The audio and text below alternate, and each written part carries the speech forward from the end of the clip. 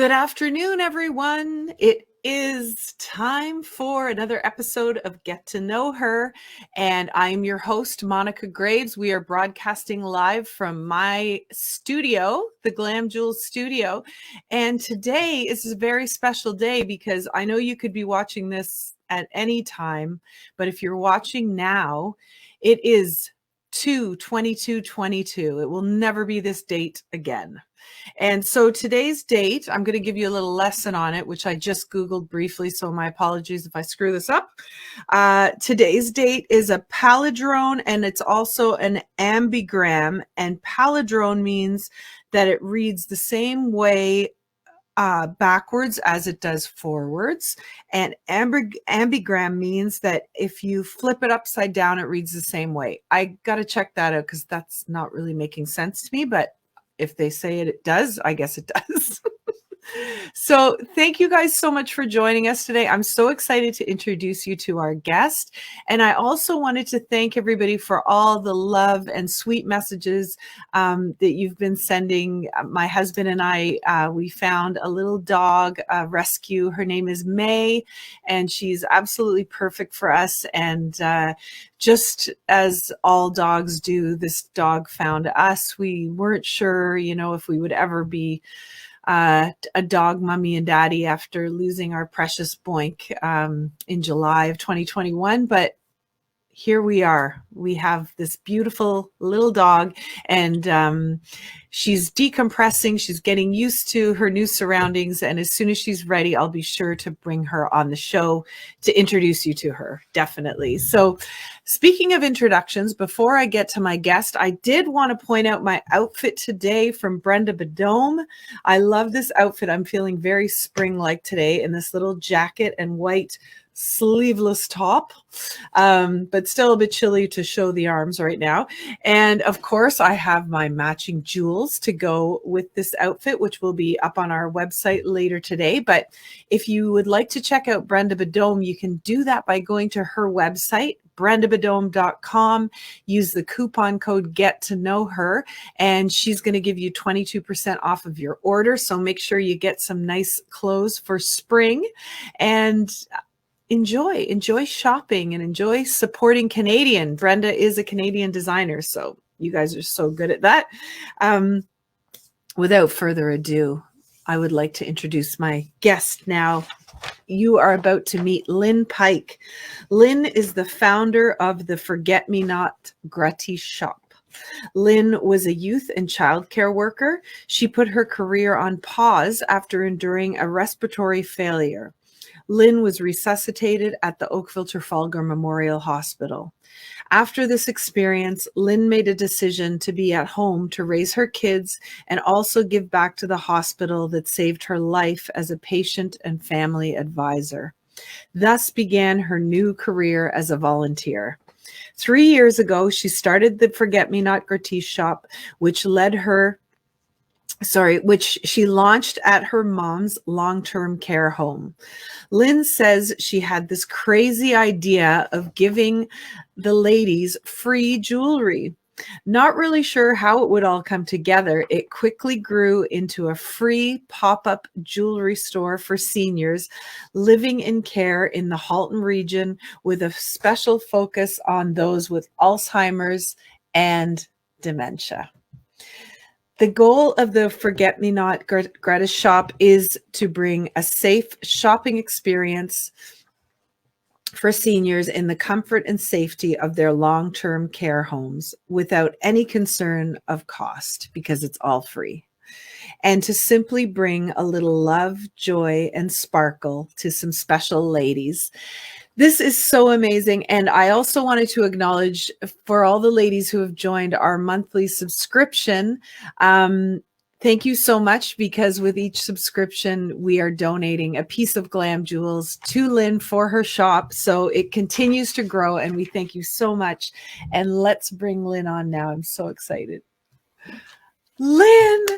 Hi, Monica. I'm so happy to see you. I feel like this is so awesome, because just doing the sound check with you, we have so many parallels in our life. I feel like we should have been friends like all the way through high school. We just discovered we grew up around the corner from each other. We went to the same school. Like, this is amazing. We went to the same college. We went to the same college. And did you go to Woodside Public School? No, I didn't. I went to John Wilson. Oh, that's right. And I went to nursery school there. And I went to Eastview as well. Okay. I had friends at Eastview. This is great. Well, you know what? You've done a perfect segue, because my first question to all of my guests is, what did little Lynn want to be when she grew up? So I'm guessing that maybe you were at John Wilson or Eastview when you first started having thoughts of what you wanted to be. Well, it's funny. When I know you ask all your guests this, and it was the first place I actually went was, you think about when you blow out your birthday candles, when we could actually blow on cake without being freaked out by it. Yep. And every time I blew out my candles, I always wished for the same thing. And it was because my mother always said, be careful what you wish for. So if you asked me what I wanted to be when I grew up, it was, I just wanted to be happy. So that was always so. But career-wise was different. I wanted to be a teacher or a nurse. If anybody knows me, I think I have undiagnosed ADHD. But and the other thing is a marine biologist. So, yeah, I did none of those. Wow. Except maybe check mark for happy. I did that. Yes. And I was going to say, what a great wish to have. I mean, that's the most important, if wishing for happiness, everything else will fall into place. So yeah, that's great. Good insight as a young Lynn. My mother scared me. Careful what you wish for. You might just get it. It's like, okay, what's a safe wish? Oh my gosh. So I'm really excited for our conversation, because I know I wanted to share my condolences here as well, because you, on January 20th, you lost your mom. She's crossed over now. And the relationship you had with her, so special. And it sounds like she was a really big influence in your life, and you got one of the good ones, I would say. I got the jackpot when it came to moms, and there was so much I'm grateful for and lucky. My mom was diagnosed with Alzheimer's dementia probably about 7 years ago, and 6.5 years ago I had to move her into care because I could no longer keep her safe. But I was so lucky, because even through this disease, like, we still maintained a connection, and I still believe my mother knew who I was.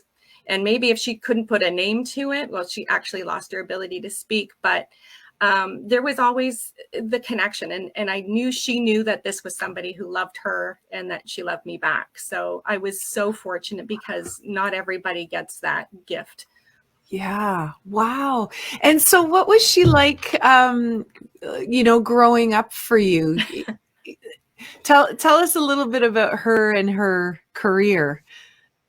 Well, I was raised by a Scottish mom. So anybody out there who's of Scottish descent knows that the Scottish have a knack of knowing when to give you a pat on the back and when to give you a kick in the pants.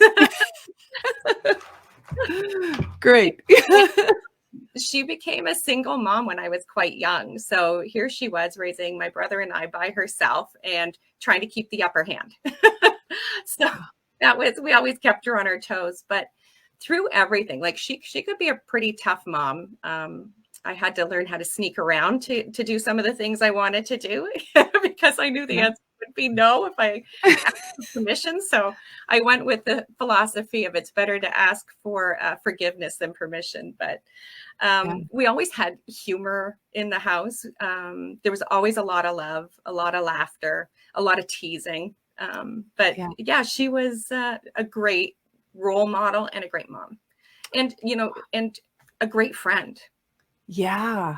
I'm gonna touch my earbud. Hopefully I don't mute myself. Hold on. Okay, no problem. And I did. Oh no, I didn't. You're good. Okay. This is the thing with the earbuds we were saying before. You talk and your face moves, and then things start popping out. It's true, but you're brave with the wireless. I have not graduated to that yet. I have a pair, but I'm nervous that they're gonna Don't do run out of it. Don't do it. yeah. So Technology looks great, but I'm not good at it. yeah. So your mom, there's some crossover where you guys were both at the same school at the same time. Yeah, every teenager's dream to have their Yeah. mother work in their high school. Yeah.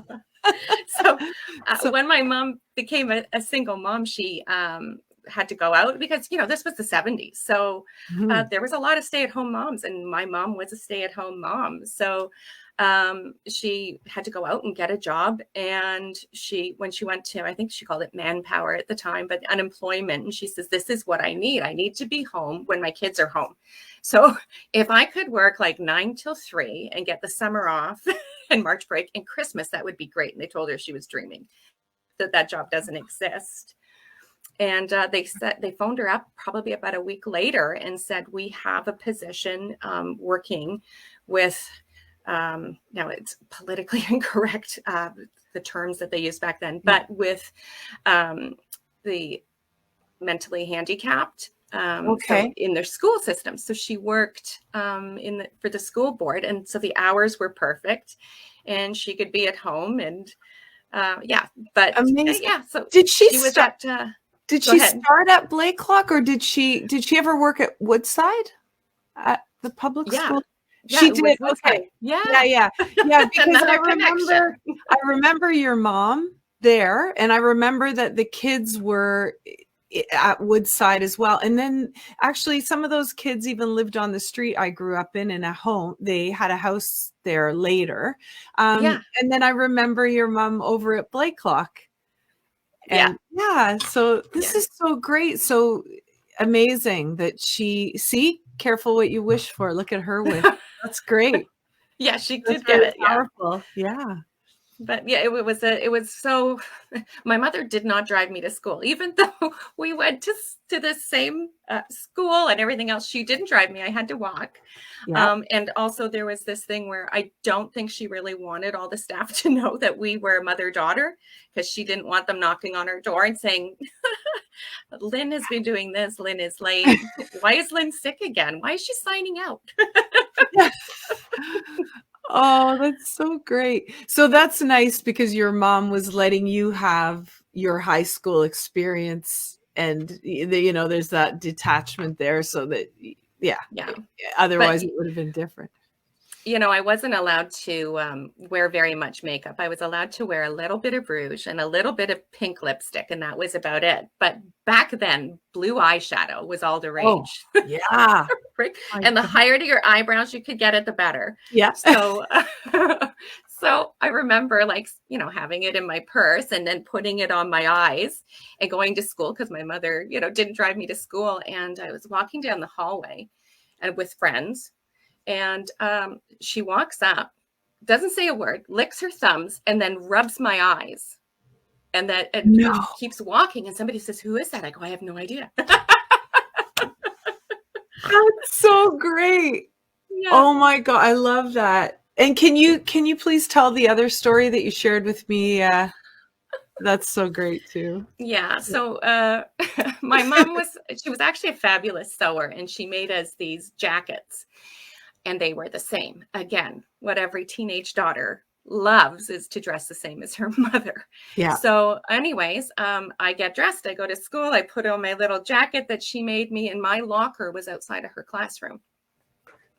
And I'm at my locker with my friends, and I turn around, and my mom jumps out of the classroom door and goes, "Twins!" She dressed the same. Like, how fast can I get this jacket off and into my locker?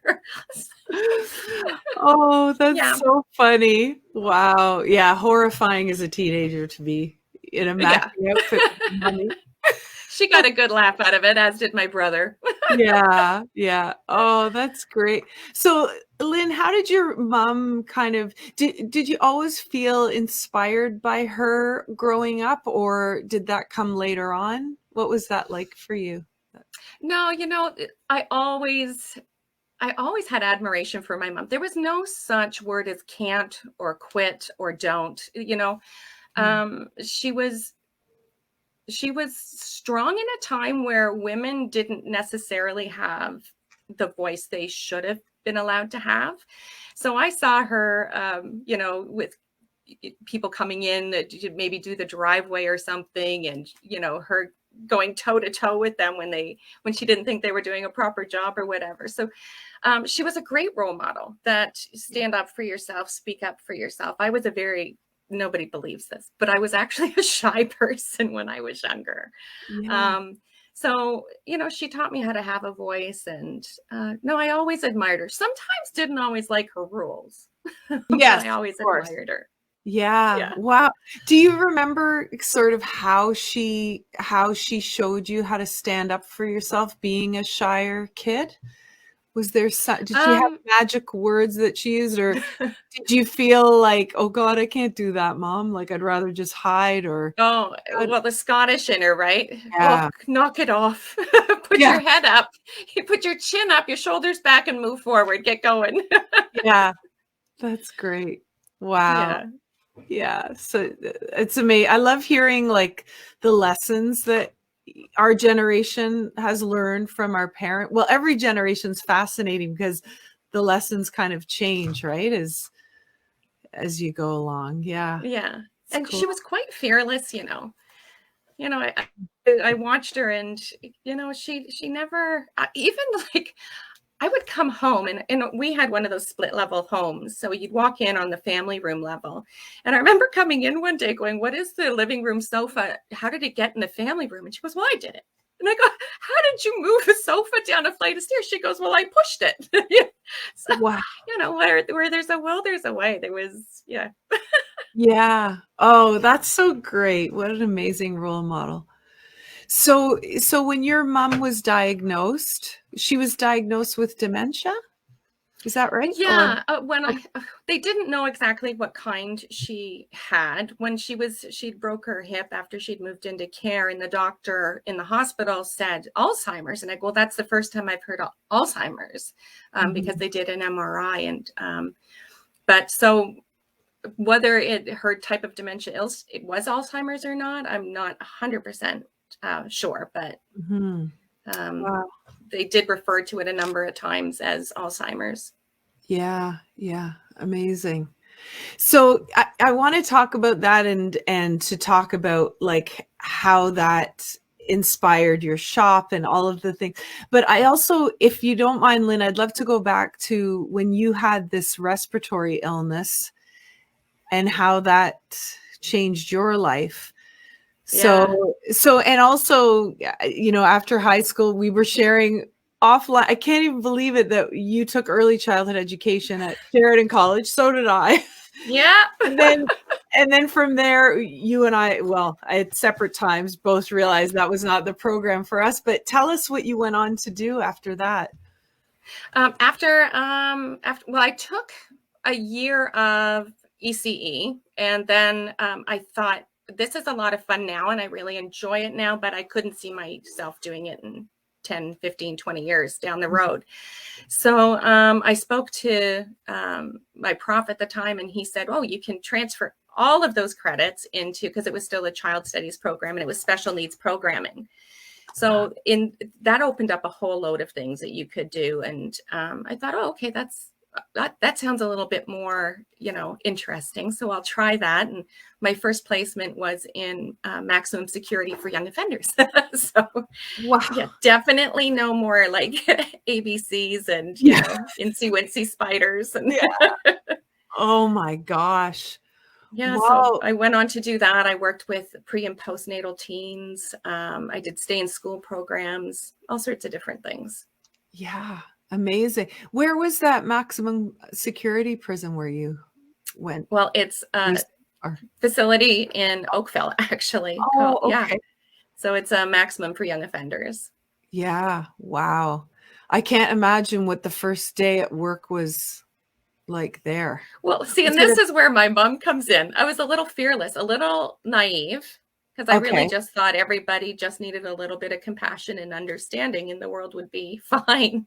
Yeah. And then you kind of go, oh, well, this is a bit of an eye opener, and kind of wish I didn't do it in some respects, because it showed you a side of life that you kind of don't want to know existed, to hear people's stories and, what they'd been through. Kids don't end up in a place like that, without having some type of trauma, Yeah. in their, yeah. So I was sad to hear all that, but was happy to go and then start working in the high schools and stuff where you could maybe make a difference before it got to that point Right. that they And were so arrested. with those kids, how were you working with them? Were you counseling them, or what was the type of work you were doing with them? No, it was like a correctional officer role. So I was Oh, it working was. in, they called it, I'm trying to remember what the name is it, but in their unit. So I would work directly with them. I also worked in an observation and detention center in Milton. And with that, you would make sure that they got their lawyer and that they got all their medical attention. You wrote a plan of care and that sort of Mhm. thing. Amazing. Wow. How long did you do that before you went to the high schools? Well, I did do that part-time while I still worked in the high school. Okay. So yeah, I did that I never was full-time. Well, I was in the observation and detention center. I was full-time for probably 2 years. Mhm. And then I would work because my job didn't pay very much with the school board. You only were paid for like the hours you worked. You weren't given a salary. Mhm. So I would go and work there during the day, and then the evenings I would go do a night shift at the correctional center. God, that's amazing. Who needs sleep? For you. Who needs sleep? What a go-getter. And did you already have your kids at this time? Oh Or no, this was, no? yeah, long before. This was Well, even before husband. oh, this is before husband. Okay. Okay, Yeah. gotcha. Wow. Good for you. Not Yeah. necessarily the things have to go in that order, but Yeah. That's how it went for you. That's great. Yeah. Wow. So you were working in in a high school, and then Mhm. after that you met your husband, or where did your career kind of go from there? Yeah, when I was working in the high school, I met my husband around the same time. So, Okay. yeah, and then he was transferred a number of places. So we moved to New Brunswick, we moved to Windsor, we moved to Kitchener. So I would get different jobs wherever we moved. Yeah. So That's I did a amazing. stay in school program in New Brunswick, and Kitchener is when I worked with the pre and postnatal teens. Okay. And Windsor, we weren't there long enough, but I did do a victim witness program for a short period of time. Actually, only one case. Wow. Wow. Gosh. This is great. Like I can see how your like the influence of your mom, and I can just imagine the conversations you had with her as you were going through all of this as well. Well, she wanted me to be a secretary. She did. She wasn't too happy with my career choice. She didn't like me doing it. Oh, that's interesting. And what was the reason that she didn't? She was worried about my safety. She was, yeah. Yeah. Yeah. Wow. Yeah, she Huh. was fine with the pre and postnatal stuff. Yeah. That's good. Wow. So then you had your family, and then you ended up having this respiratory Yeah, issue. I actually Huh. I have asthma, and Okay. between my first and second child, I went into a severe asthma attack, and my husband called 911, and I actually arrested in the ambulance in the driveway. And Oh, so that's when the hospital this was like 23 years ago now. okay. Anyways, yeah, so it was when we were over on Reynolds, and so they resuscitated me there. And Yeah. it makes you take stock of your life and what you're doing and what's important. So that's when I said, "No, I'm raising my kids. I'm going to be home with them." And thankfully I had a very supportive husband that goes, "Yep." So the plan was I was going to just stay at home with them till they went to kindergarten. And then I was going to go back to my job. I'm still Wow. waiting to go back to my job. Well, now, I mean, your job now it's I love amazing. it. Yeah. Yeah. Yeah, I love doing what I It's do. needed. Yeah. That's great. So And then you worked in patient care at the hospital, did you? After when I your kids got a started little because older? I knew that I wanted to do something Yeah. to give back, right? Because, Right. I felt like I had a second chance at life. So I saw in the newspaper they were doing the Father's Day run for OTMH, and I contacted the foundation and said, I'd love to help out. So they said, great, you can come and help out that day. And I did. And that led to me actually chairing the event, co-chairing it with a friend of mine. And then I got involved with their gala ball and sitting on that committee. And then I did their movies in the park and chaired that event. And then I found out they were looking for patient and family advisors. And I thought, well, that sounds like a really neat opportunity to create change and have patient input. So I put my name down for that. So I've been doing that for about 7 or 8 years now. And I sit on board committee for quality and the Ontario Health Team. And who has time to work? Yeah, who has time? And you're also a member of the May Court Club in Oakville, Yes, correct? I love the May Court Club. Yeah, and we have to give a shout out to our mutual friend, Gail Hannigan Daly. It's her birthday today on this 2/22/22. Happy birthday, Gail. Yes, happy birthday, Gail. Her husband posted that he thinks maybe he should go out and get a lottery ticket, that they need to do that today. Absolutely. Yeah, I agree. Yeah. And he actually inspired me to look up the palindrome and ambigram information because he looked it up. So I thought, well, I got to get on the bandwagon. Yeah. Yeah. Yeah. So gosh, Lynn, that's a lot. You're right. Who has time to work? But you are doing work. And I think this is what's so great is that, for our generation too, I think a lot of times we equate success with money, right? It's like, and that's, how we were raised. Like, and I've had to learn that in my business too. It's like, the money will come and you'll be provided for when you're putting the passion into the work and the desire is there. So it's not always about the money. It's actually very rarely about the money. And what you're doing, I mean, changing people's lives with everything you touch. It's awesome. So let's dive into the Forget-me-not Shoppe, because this is so friggin' amazing. First of all, I want to learn about it from the very first spark of when the idea came to light. I think the first spark was probably, so my mom she's always loved shopping, first of all. That was actually, in our house, it was a sport. Oh, cool. Okay. Yeah, we loved shopping, whether it was even just window shopping. We loved to go to the store and stuff. And my mom's long-term care home had vendors come in and they would set up their jewelry, and the women could come and look for things. And it wasn't discount prices. Some of the stuff was, when these ladies are on really strict income or a very limited income, it's not easy for them maybe to come up with $35 for a necklace or a bracelet or that sort of thing. And so I remember getting a phone call and they says, oh, the vendors are here and your mom's found a necklace she loves. And I go, well, how much is it? And they go, it's $40. And I went, oh, knowing that, that sometimes this stuff gets legs. Innocently, it gets legs. And I says, yeah, okay, fine. And so I came in later the day going, where's your necklace, Mom? And nobody knew where it was. But my mom would also be the type of person that if you pointed and went, that's nice, she'd go, okay, and take it off and give it to you. She's just, Yeah. So, so that was one of the sparks I had. And then probably the other moment for me was they had an upstairs cafe and I would be sitting there and I was never allowed to wear costume jewelry, which is kind of funny that this whole thing is costume jewelry. But and my mom would point at my necklace or my bracelet and go, oh, and I go, do you like it? Here? And I'd take it off and put it on her. And I think, oh, I kind of want it back. When I would go to leave, I go, can I have it now? She's going, no, that's mine. And I thought, oh, I'll maybe just grab it another day when I'm in. And sure enough, I'd come in and there'd be Jenny walking down the hallway and I'd go, and there's my necklace.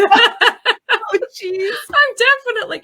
And so there was the other spark, right? And it's like, you know what? They love pretty things, you know, Yeah. so I thought, well, why don't I do a jewelry store? And they had a room in my mom's, she was in the memory care unit. So they had this room that wasn't really used and the residents weren't going in very often. So I went up and I said, do you think we could do a jewelry store in there? You know, do you remember when we had Chapters and Starbucks inside Chapters down on Doorbell Drive?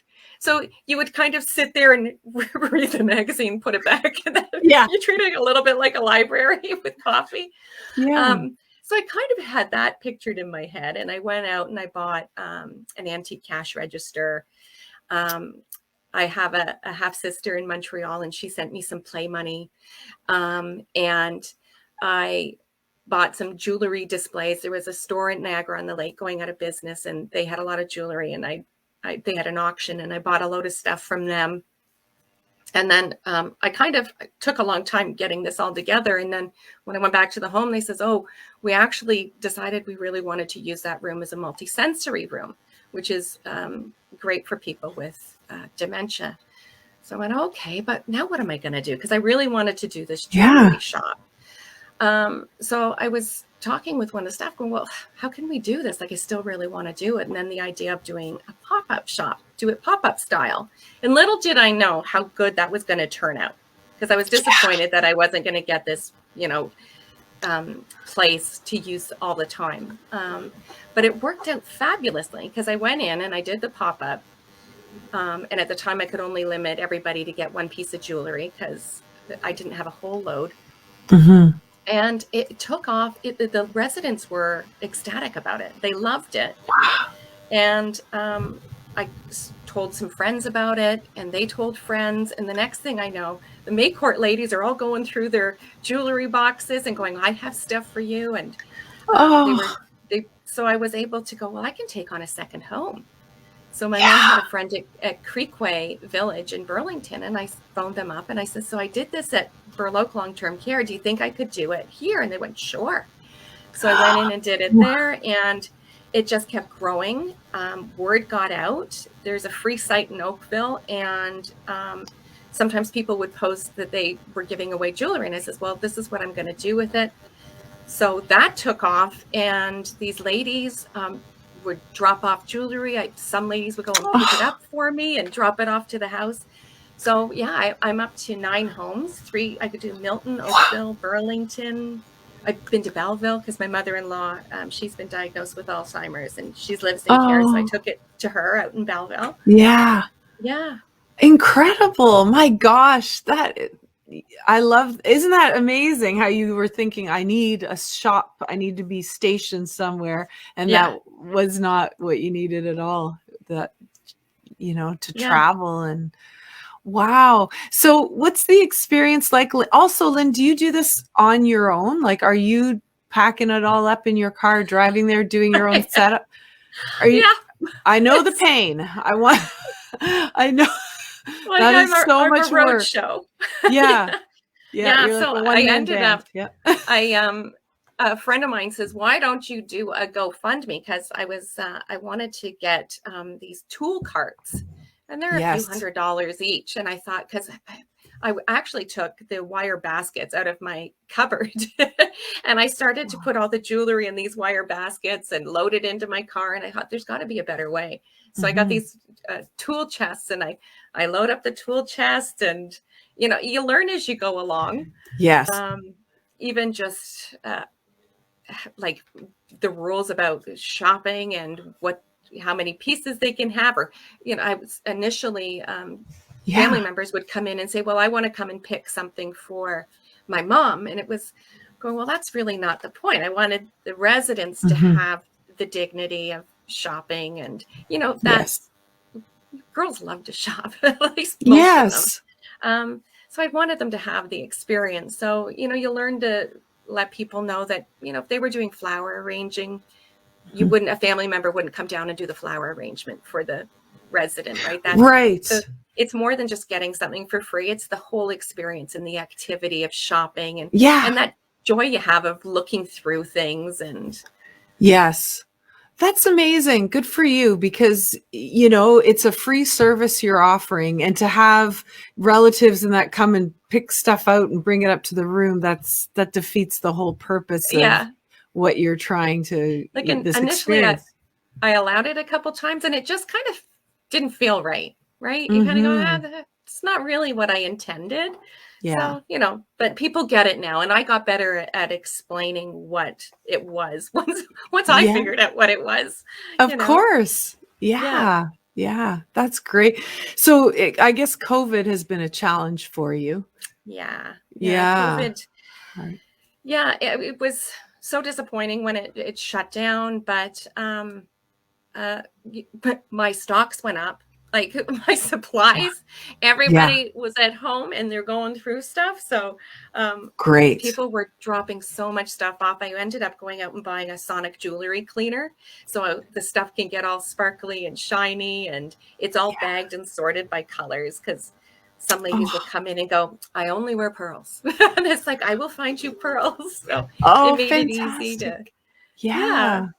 That's great, Lynn. So is this something you think you would ever want to, like, have other volunteers work under your umbrella and go and do this at other care centers, like under your name? Like, is that something? Not yet. Not No? right now. Okay. No, I get so much joy out of doing it. Mm-hmm. Um, it's something it's so much fun, and I haven't been I'm able to keep up with requests. So, Yes.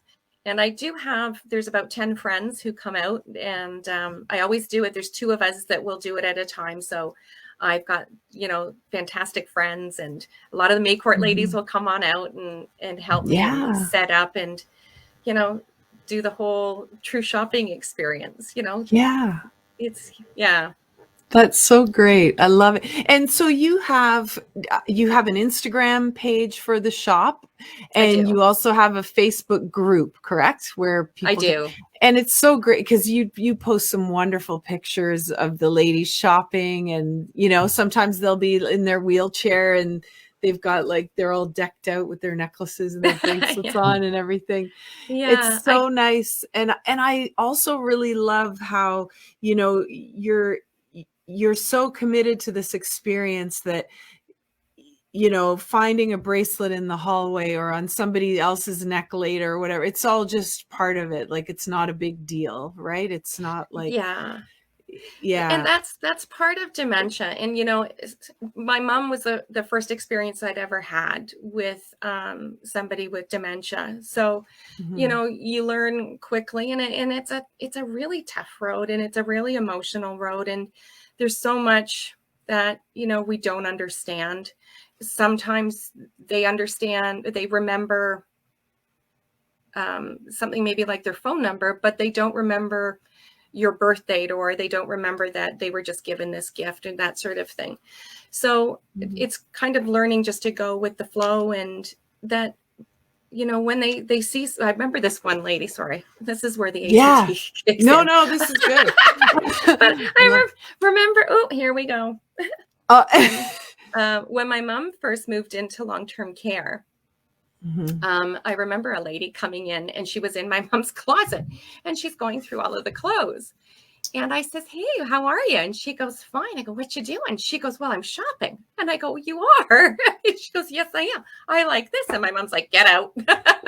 Wow. So it's just, it's where they Yeah. are in that moment. So Right. when they see something pretty, they might not know it's not theirs. And it's often, I would say 99.9% of the time, it's innocently picked up Mhm. and enjoyed, so.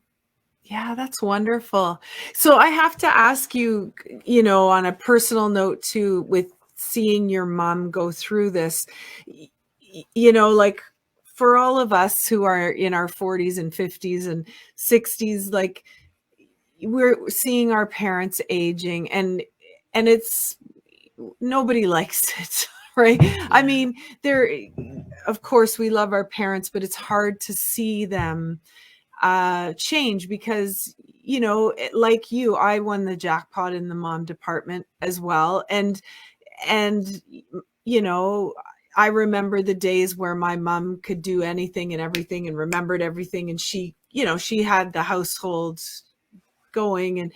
And now as she's getting older, just as a result of age, she's forgetting things. She's asking me for assistance with some stuff. So now it's like, wait, even though I'm 52 years old, there's still the little kid in me going, but wait, you're my mom. Like, why aren't you on top of this? And sometimes I will say, like, I feel very impatient. It's almost like I'm not mad at her, but I'm frustrated with her because I don't want to see that. Like, I do make it all about me, you know, like, how dare you get older? Like, keep your shit together, because it's affecting me you know. But I will say I'm not that person. I'm kind, I'm gentle. I love my time with my mom. I cherish every moment, but it's that internal dialogue of, like, you know. So I just wondered how you felt about that, if you had that experience, or are you born naturally where you were just like, I can embrace this mom and I'm a gentle, loving person who's going to, you know. I don't know, because it's sort of something we don't talk about, right? Like, Yeah, well, yeah, our parents are our rocks, right? yeah. They've been our protector. They've taken care of us. They've, you know, wiped our scrapes and put band-aids on us. And, you know, they've always been there, whether it's to counsel or whatever. So what it is it's like it switches, right? You become the caregiver and they become the dependent. And it's sometimes it happens slowly for people, and sometimes it happens really quickly. My mom's spiral was pretty quick. After my brother was diagnosed with cancer and died quite quickly. And the doctor said to me, she goes, you know, because my mom all of a sudden was very confused. And she says, this could be like an emotional concussion, or this could be a new normal. We just don't know yet. And it was a new normal. Wow. Yeah. So it was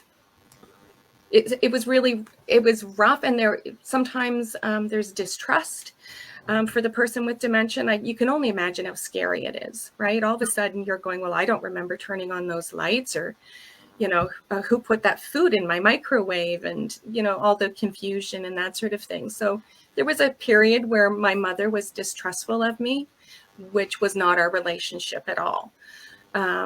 We were extremely close. So hard. Well, and I remember just getting in my car and doing the big shoulder shake, crying. It was just so hard. And I remember my kids getting upset, and I said, you know, you need to remember that this is not her heart, it's her mind, and it's different. And I don't believe this is what's in her heart, and that Granny's really scared right now. So when you can remind yourself of that it's the disease, but, you know, it's them looking at you, or not maybe being, did you take my purse? You know, did you take my keys? I think you're stealing my money, that sort of thing. These are often things that people hear when their loved one has dementia, and it's heartbreaking. Yeah. But when they move into care, it was amazing thing that happened. And a friend of mine told me, she goes, you get to be the daughter again. So the relation, she goes, somebody else gets to do a lot of the caregiving that you were doing. And now the relationship doesn't go back to what it was, but you get to have more of those mother-daughter moments again. That kind of gets lost when you're having to really, you know, when they're living independently, and you have to, you know, make sure they're safe and they have food and that sort of thing. Wow. And when your mom went into care, or maybe even before that, I don't know, did you have any support, Lynn? Like, were you getting support from someone, like from a doctor or from a counselor or anything, on how to respond to her?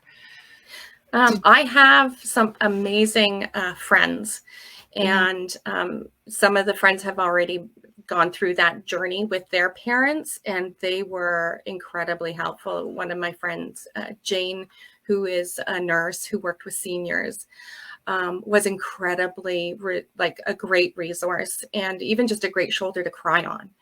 So when you have friends or whatever who've been down that road and can say, yes, I can relate.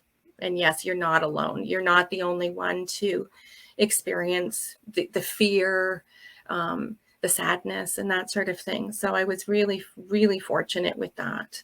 Oh, that's amazing. Wow. My goodness. And what did your mom think of the business of the Forget-me-not Shoppe? Did she grasp the concept? Like when you first started, was she able to understand what it was you were doing? I think she just took it for just that shopping experience and getting to look through the jewelry and put it on and just enjoy. I don't think that at the time that I developed this, that she understood how I was doing it or what I was doing. She just knew that, we were kind of shopping together. And I even got trays because my mom ended up being in a wheelchair about 3 years ago after breaking her hip. Mm-hmm. So I had these trays that some ladies donated to me, and I was able to put the jewelry on it and then set it in their lap and they can look through it. And, she just, anything that sparkled, she absolutely loved. Yeah. Oh, that's fantastic. I love it. So what are your plans? Like, let's pretend there's no pandemic. Yes, please. That's actually going to end. Yeah. What are your sort of long-term plans with it? Do you have any, or are you just kind of like going with the flow to see?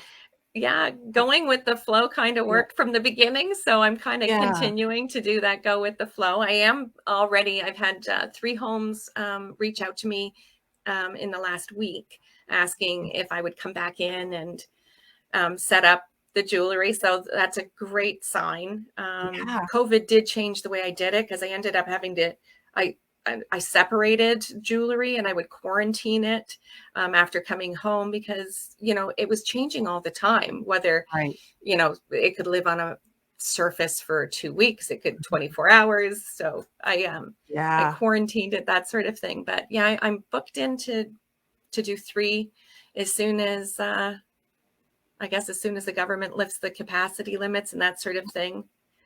Great. I remember initially when the pandemic, we had that little first pause, I was able to do it outside. Oh, nice. That must be, the sparkly. I love the sun on the jewels. It must be sparkly. Yeah. Great. That's great. So when will your first show be?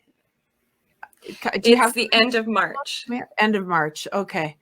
Good. Yeah. And if people want to donate jewels to you, are you still accepting donations? Like, do you have way more than you can handle right now? Or are you always looking for more?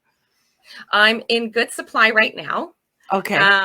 But I figure give me a couple months when I've hit the road again, and I'm probably going to be needing to replenish. The other thing I do is scarves, because not every woman, surprising to me, not every woman wants jewelry. So they don't want necklaces or bracelets, but I found a lot of them liked scarves. So that was nice. And I have another lady named Barbara who was knitting these beautiful lap blankets for the ladies, that mainly the ones in wheelchair, but also the men. Yeah. Well, how cool. So you're expanding your line now. It's not just but like other things.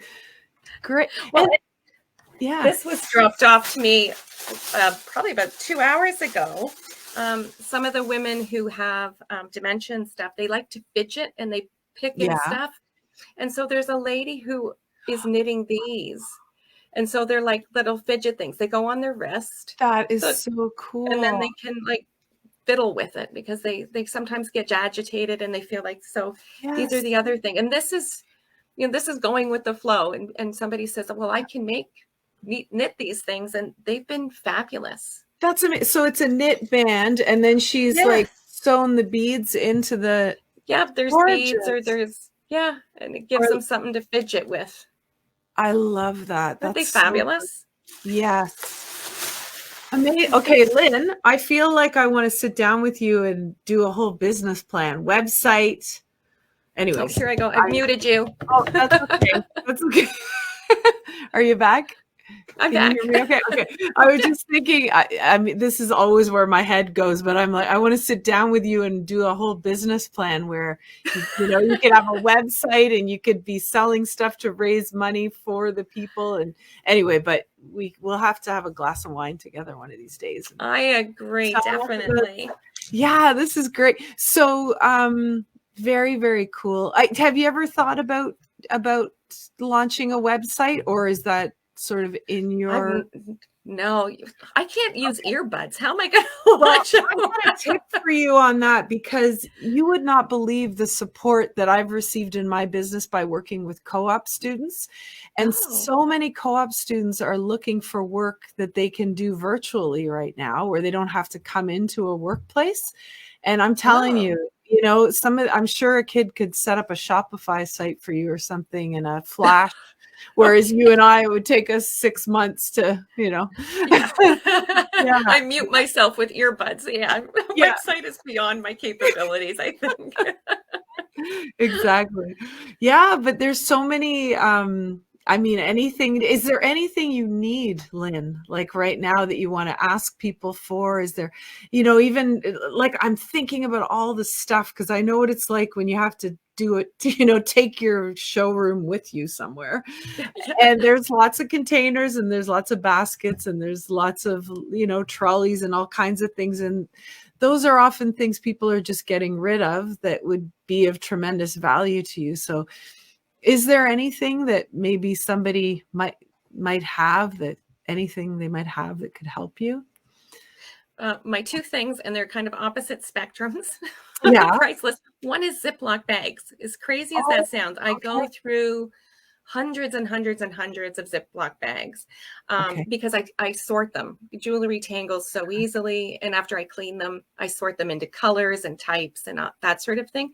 So to keep it running smoothly. So when Gladys shows up and says, I would like something in gold and, it has to be a long necklace, I can just go through my little supply and go, here, how's this and this. So the Ziploc bags is crucial for me to keep organized. Even the big ones, because I'll sort individual pieces into the small Ziploc bags, and then I do colors in the huge. So I take all those small Ziploc bags and I put them into a big one. So it's okay. easy to... Can I just let the audience know something? Do not buy Lynn Ziploc bags from the dollar store in the craft section, because they're terrible and they tear and the beads will fall through the bottom. If you want to buy Lynn Ziploc bags, check out Uline, because they're really good. They've got a good, they've got the thicker bags. And then of course, the Ziploc brand is good too, or even the sandwich bags are really good too, right? Do you ever get those? Yeah, I've been going to Costco and filling up my cart. But I had a lady actually contact me, and she gave me a box of those Uline ones. They were phenomenal. They really awesome. Yeah, because they actually zip closed. Yes. Yeah. Perfect. But no dollar store ones, please. Because poor Lynn will be going, geez, I just lost a pair of earrings. They fell over the I'll leave a trail as I leave. Yeah. Okay. So Ziploc bags, anything else? The other thing, and I'm actually probably going to go out to Costco and pick one up, but apparently my family would like their garage back. And so I'm going to... How dare they? So selfish. I want to get a storage, and maybe you can tell me, could I put one of those Rubbermaid storage bins outside, the ones with the big doors? Yeah. Would the jewelry be fine in there if they're in Ziploc bags? Oh yeah. Okay. Yeah. Because I've got my giant tool chests. I got 2 of them that I put in there. And so I thought, fine, you can have your garage back. You can park your car in the garage if you really want to. Yeah, so it'll be fine there. And I know that because when I used to tour around with my jewels, my husband would be like, what the hell? You're crazy. But I'd be so tired when I'd get home at night. I'd just leave the jewels in the trunk. And it's thousands of dollars of stuff. and he's like, you should bring that in the house. And I'm like, it's fine. And yeah, then I'd go out to my clients and show them the jewels and they'd be like thawing out, they'd be frosty, but it never ruined the metal, never, because you get that nice tight seal with the Ziploc bag. So oh, good. Yeah, it should be fine.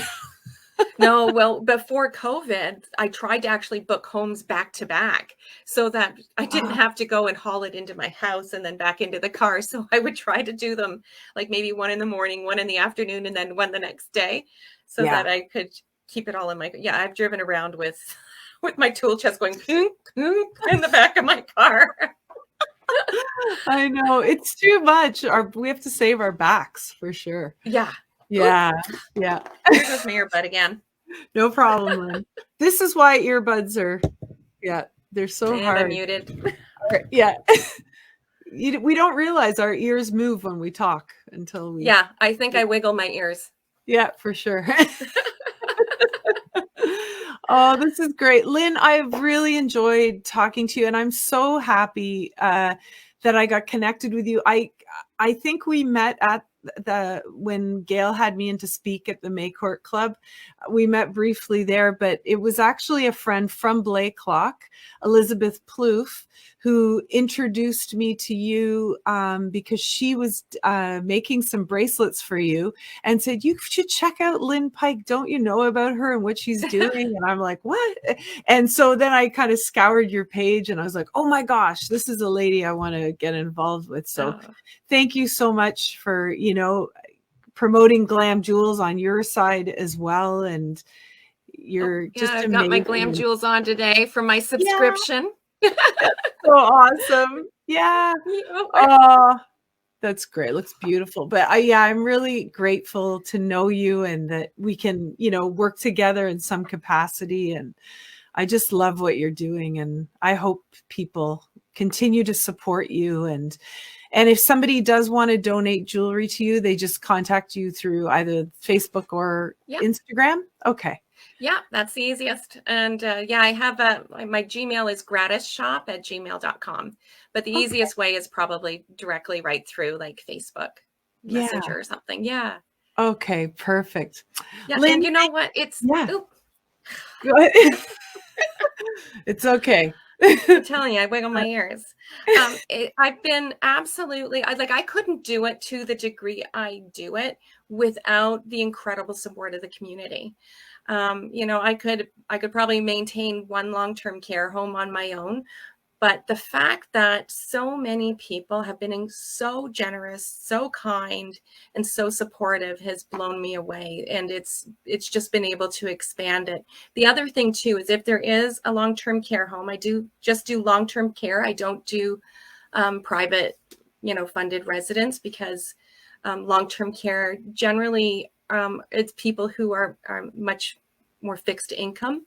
But if there is a long-term care home in Oakville, Burlington, or Milton that you would like me to visit, just send me a message or let the long-term care home know that you'd be interested in having me come out. And I would love to continue to expand. Oh, that's great. You're amazing, Lynn. You got a lot of energy. It's caffeine. Yeah. Oh, it's great. Awesome. Well, I wish you all the best and keep on rocking. And you're amazing. So happy to chat.